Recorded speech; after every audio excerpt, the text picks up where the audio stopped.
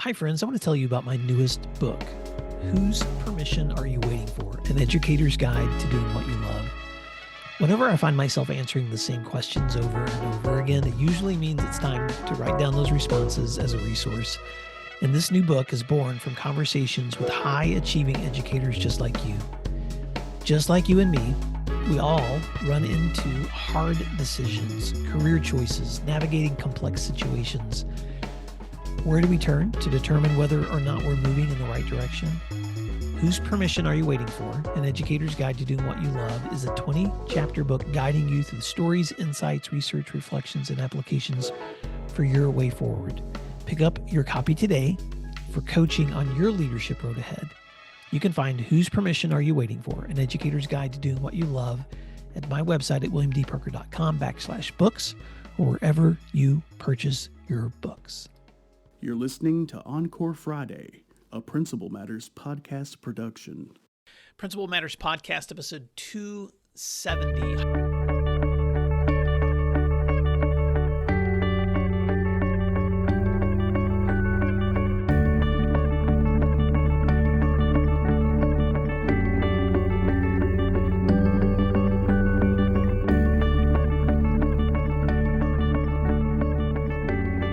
Hi, friends. This is Will Parker, host of Principal Matters, the School Leaders Podcast, where each week we bring you inspiring, innovative, and imaginative ideas for your own school leadership. This week, I'm talking to my co-host, Jen Schwanke, who's the Assistant Superintendent at Dublin City Schools and also the author of two great books on school leadership. Jen Schwanke, welcome back to another episode where we're going to be jumping into questions from principals. In fact, this week we're going to be talking about a couple of areas about helping create buy-in among your staff and how to build strong leadership teams. So let me just start by letting school principals know. This week I was looking at a book by Tina Boogram called Coaching for Educator Wellness. And what I love about this book is that she takes just a few minutes at the front to talk about each part of the school year and how we can anticipate different emotions. You know how like when you start the school year, everything's like, let's get excited. We're so pumped up. But now we're in October to December. And this is the like Jesus take the wheel time. Like where we're like, okay, I am overwhelmed. I can only dream about making it to Christmas. And then once we get back through into January, we start that rejuvenation phase again. But that's not where we are right now. So for those who are listening to this at the time of the recording, we're kind of in that crunch spot where we are working hard to make sure our teams and our teachers and our students are all being served correctly. But one of the questions that we received recently, Jen, was this question: how do you gain buy-in among your staff versus just setting expectations when it comes to structuring or implementing new programs to support student learning? So that's our question to begin with, but feel free to fill in any other thoughts on this time of the year as we get started. It is a tricky time of year. And I know a lot of people feel like they're far enough in that they can't see the light at the end of the tunnel, but they can't turn back around either. Like we're in it. So we are going to forge ahead. And there's a lot of complications with this school year, of course, with as we, get back into our regular routines post-COVID. And that's why I love this question so much, because for many months, we have been setting expectations and we have been saying, okay, this is what we expect. We expect kids to wear masks, or we expect kids not to wear masks, or we expect our families to know about the vaccination or whatever. There's been a lot of talk about expectations, and that has maybe gotten us off of off track somewhat. Now, I have a confession to make, Will. I really just kind of get this icky reaction when people say to me, now, the expectation is, because it just seems a little bit like a grumpy parent telling a child to pick up the wet towel off the floor. It's an expectation that feels like it's going to be awful and it's going to not end well. So I really avoid that word when I'm talking with staff, because an expectation, again, is I'm not the mom telling them to do their chores. I want buy-in. And so I want them to not feel as though I'm checking up about whether they meet my expectations, because it really should be shared expectations. It really should be shared norms. And that to me is kind of the crux to the answer to this question about how to get buy-in. not expect, but establish what our shared outcomes are.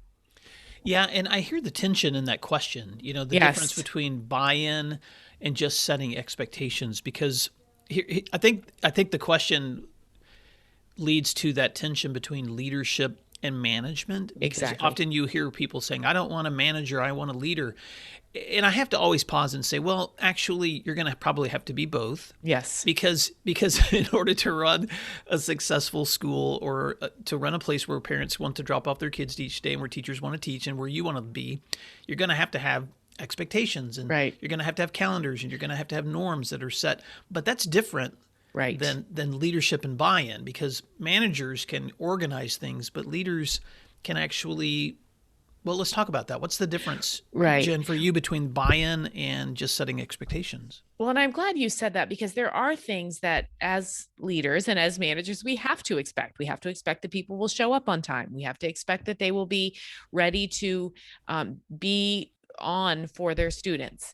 We have to expect that they will have read the handbook and that they know their contract. Those are expectations that are set, and hopefully are easily followed, because they're all things that if you don't do, you might not be working anymore. Mm-hmm. Now, buy-in to me is sharing beliefs, or sharing goals, sharing a journey, sharing a process. And so, how you gain that, unfortunately, I think it takes time. I think a lot of times leaders and managers, we want to move quickly. This is absolutely my weakness as a leader. I want to move quickly. I see a vision in my mind and I say, let's go for it. But to get buy in takes time, and it takes pressing pause, thinking about who we're missing, who needs to be part of this conversation, who will feel left out if their voice isn't heard, who doesn't care and doesn't necessarily need to be part of it. Those are the kind of thought processes that a leader and a team should really consider. And that then, I think, well, you've probably experienced this as a principal yourself. To get that buy-in includes constantly communicating, constantly. I've had superintendents where I have heard them share a vision 10, 20, 30 times. And I think, my God, how do they do it? Well, they do it because they know that's how you get buy-in, is you make sure everybody understands the journey. Yeah, and so there's this strange tension, Jen, and I'm so glad you pointed that out, that it takes time. And so the tension is that in order to build meaningful, trusting relationships, you actually have to have structures in place to do that. And so on the one hand, you have this, I want to create buy-in, not just create expectations. But then on the other hand, you have to understand that if you aren't creating the right kinds of expectations, you probably won't have the buy-in. And so let me just give you some examples. For leaders, we often know that in order to gain trust, we have to have time with people, and time spent is relationship built. That's the equation that someone taught me. Actually, it was a college resident advisor that taught me that lesson years ago. He was just like, Will, if you want to become stronger in leadership, time spent equals relationship built. That was his little motto. You got to spend time with people if you really want to build relationships with them. So how do we apply that to school leadership? If you're not scheduling into your day and week and month time to connect and build opportunities for buy-in, then they're probably not going to happen on the fly. Now, that doesn't mean that you don't take spontaneous moments to connect with people and share vision and communicate ideas, but it also means that you're actually structuring time within each of your days and weeks for those opportunities. For example, if you have a group of people that you are trusting as a part of your leadership development, then you're going to need to put them on your schedule for like specific time that you're getting together, whether it's every week or twice a month or once a month. Because if you don't schedule that time with them, those conversations, those meaningful conversations that you're wanting to have, are probably going to get drowned out by all the other expectations. And so that's just one example of thinking in your own mind. I want to create buy-in, and I have to have meaningful relationships to do it. But then how do I build the structures to foster buy-in and meaningful relationships? And I can almost feel your listeners thinking, well, wait, how do I find all that time? Because it does take time. And there's where I would encourage school leaders to choose what needs buy-in and what will be just fine with expectations. So let me give you an example. Um, I once worked in a building where the fire drill process the staff hated it. It was cumbersome, it was inefficient. They didn't feel that kids were safe, and they needed to rethink it and rework it. That's a situation where I think it was smart to get staff buy-in, get a committee together, talk about what had happened in the past, what needed to change. I've also worked in a building where the staff didn't like the fire drill process because they didn't like fire drills. But it was fine. Kids went out, they were safe, it was quick, it was efficient. And so that's one where I would say, no, we are not going to rethink this. There are big, big, big problems that we need to look at. And student safety in this particular context is not compromised. So the expectation is this is how we're going to do it. We're going to do it at Friday at 2. Everybody good? Let's move on down the road. So I think it's important for school leaders to think about what situations need buy-in and what don't. And with the example I gave, you could see it's not always a clean list because it depends on the school and the school's community, the internal culture. All of those things depend. So we can't create a list on these things are big, get buy-in. These things are small, set expectations, because it's not that easy. Oh, Jen, you're just reminding me of a story from last week when I was in Norman, Oklahoma, visiting a couple of friends at an alternative school. And this is a school that has been serving students K-12 for several years. A lot of alternative schools that I have visited are typically like secondary, high school level, but there's two directors there who have been focusing on helping kids find success in school when they've struggled in the more traditional settings. And I have to rewind though, because they've actually been doing this work for about 20 years. So if you go 20 years back when they were both young leaders and directors in this work, they had to work hard to recruit teachers and find people that wanted to adapt that vision. They had been given kind of like the leftover building on campus to start their program. And so they had to build from the ground up. Now, fast forward 20 years later, and the name of this academy, and they would not mind me sharing this, is called Dimensions Academy in Norman, Oklahoma. And Paul Trigestad and Linda Mace are the directors there, and they're friends of mine as well. But as they walked me through their building last week, I was getting to see the 20-year fruit of their work, which is now the district has passed a bond issue and they bought a 2-story former hospital office complex and redesigned it for them. They have teachers who've been with them now for years who will not leave because they've bought into the vision and they're so excited about being there. They have highly qualified licensed therapists also that help them with kids. All the things that they were dreaming about 20 years ago that they wanted to create buy-in in order to produce the kinds of places where they wanted these kids to be served. Guess what? They're experiencing it now, but it didn't happen in 1 year. And it didn't happen in 5 years, and it didn't even happen in 10 years. It happened over a long-term investment. So I'm not saying this to any listeners out there who maybe this is your first year in a building or your 5th year in a building, that you can't create buy-in where you are right now. But the point is this: you have to decide what in front of you, what's the difference between what's urgent and important. Focus on the important, on those areas where you can get buy-in, and buy-in builds. It builds and builds and builds over time so that you eventually begin to reach those larger goals that you see in front of you. Well, and hearing that story, it reminds me of one of the things that makes me sad about school leadership, and that is that there tends to be a lot of turnover, and that can be a good thing. Don't get me wrong. There is a lot to be said for, a fresh set of eyes on a school or community. But when you have the long view and you have a good fit with the staff and the principal and so on, really, really good things can happen knowing with the comfort of time. And so I think that that's something to keep in mind too. I don't think that principals should be fearful of taking on big projects because two things can happen. One is the principal can stay for a long time, which would be great, or it could be carefully and thoughtfully transitioned to a new leader. And so that kind of leads me to the second question that we thought we might address today, Will, which is how do you start a leadership team? Do you ask for volunteers? Do you invite specific people? And I think this is an appropriate question for right now in our conversation, because buy-in does require having a team of leaders. Nobody can do this alone. You need people around you. And I think starting a leadership team, again, much like getting buy-in, it can't happen very quickly. It can't be, I'm going to pick that teacher, that teacher, that teacher, and this parapro, and that's going to be our committee. It really does take time, and knowing your staff and knowing who has the capacity to add something to their plate. There's also, you and I've talked a lot about this, Will, the informal leaders that are a leadership team, even on their own, without being named, without having a particular committee they're leading. That's also part of shared leadership too, and building a leadership team. So I know I didn't get too granular with that, but I wanted to transition to this question because I think there's a lot to be said about buy-in and a leadership team in the same conversation. Yeah, and I appreciate the second question too. How do you start a leadership team? Do you ask for volunteers? Do you invite specific people? And the answer is, of course, going to be it depends. Right. It depends on where you are.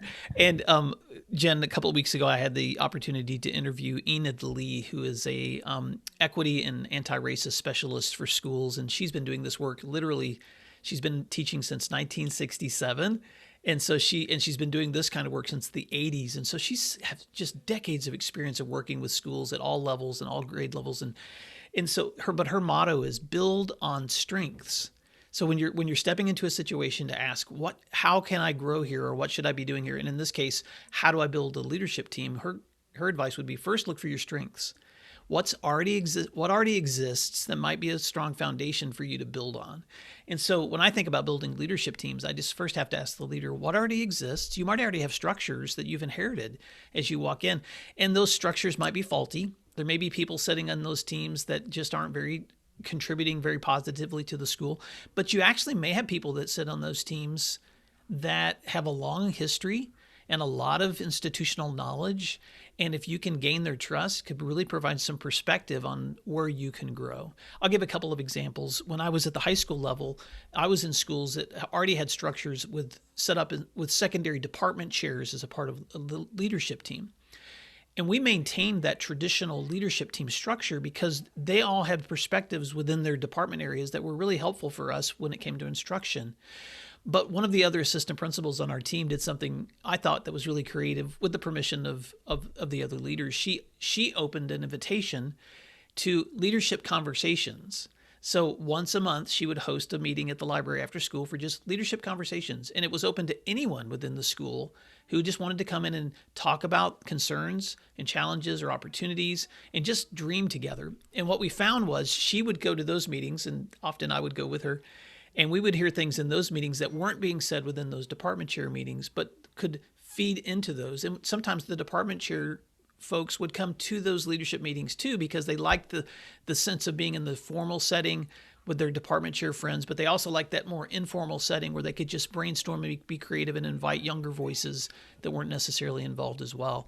That's just one example, Jen. What are some other thoughts you would add to ways to build teams? Well, I want to take a moment to think about our listeners who might be brand new principals or might be in a new building.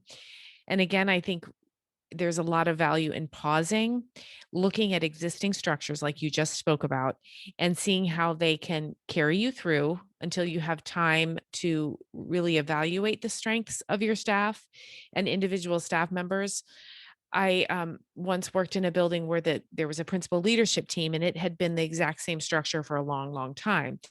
And one of my first days, somebody came down and said, you need to dismantle that, start all over, new people.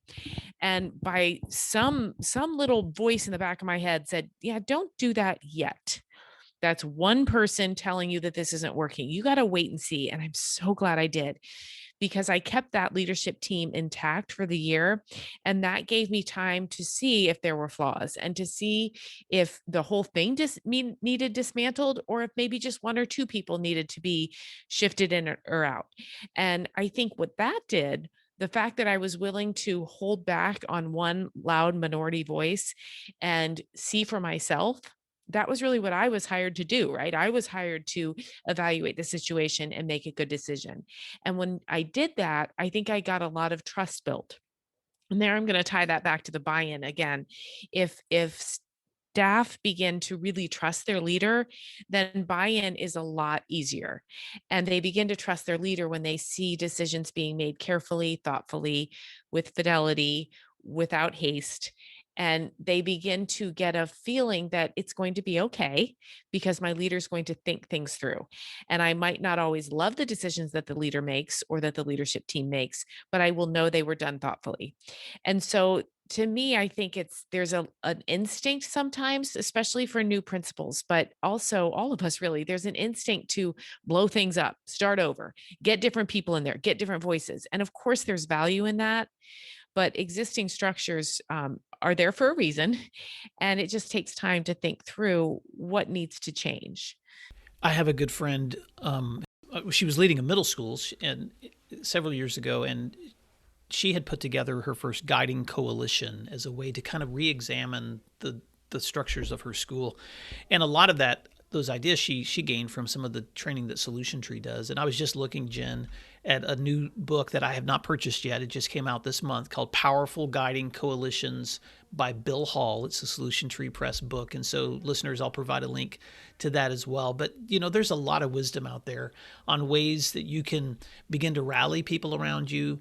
And leadership teams can look different in different places too. Sometimes they can simply be a place for you to just examine what's going on and let's make sure that we're making shared decisions together.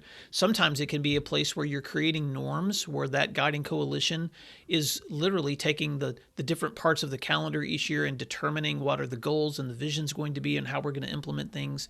But leading with others is the goal, is making sure that you're not leading in isolation. Right, right. I know a hot topic for principals everywhere is how do I develop a strong professional development model? That's really hard to do. And none of us want to be the one providing PD week in and week out to our staff where they begin to feel like we're just preaching to them and we don't really get it. We're not in the trenches with them. And the way around that is a professional development team. And to back to the question, do I ask for volunteers or invite specific people? Here's a case where I think both. I think you ask who wants to think about professional development with me, who wants to help me make these decisions, and then you invite some specific people who are curriculum experts or are really knowledgeable in resources related to a particular content area, say, and you make a hybrid there of people who want to be there and people who need to be there. And that way you can forge a plan together. And then if a PD kind of goes sideways, it's okay. It was a team effort. And if a PD is a brilliant success, hey, this was a team effort. And again, that creates more of that buy-in among staff because they'll know that the leader does not need to own the microphone and is willing to share it with others. Well, and Jen, what I like too about being able to both ask for help and ask for volunteers is that you're doing two things in that situation. One, you're identifying people that you believe would provide strengths to the team, and that personal invitation obviously would be encouraging for them to see that, hey, I trust your leadership and I really like you to be on this team. Opening up participation to volunteers also gives everyone the opportunity to have a voice, and sometimes surprises the heck out of you when someone steps into a situation who you had not invited and you're like, whoa, they're providing so much value in this conversation. I am so glad that this person decided to volunteer to sit into these conversations as well. So I think both of those dynamics are important. The targeting requests for people that you know should be involved or you hope would be involved, and then opening it up to people that wouldn't. And of course, opening invitations creates tension because sometimes somebody may step in the room that brings the level down or carry some negativity with them. But welcome to leadership, because you're always going to be in conversations where you're navigating all kinds of different emotions in a room. And your goal obviously is to be a good listener and to set the standard, to address things that need to be addressed, and to hopefully keep leading that conversation to a positive outcome. I just had a conversation with a principal of mine in another state this morning. He was talking to me about some hard decision he has to make. And he said, boy, this is going to upset some members of my staff. And then there was this long pause and he said, and I guess that's leadership.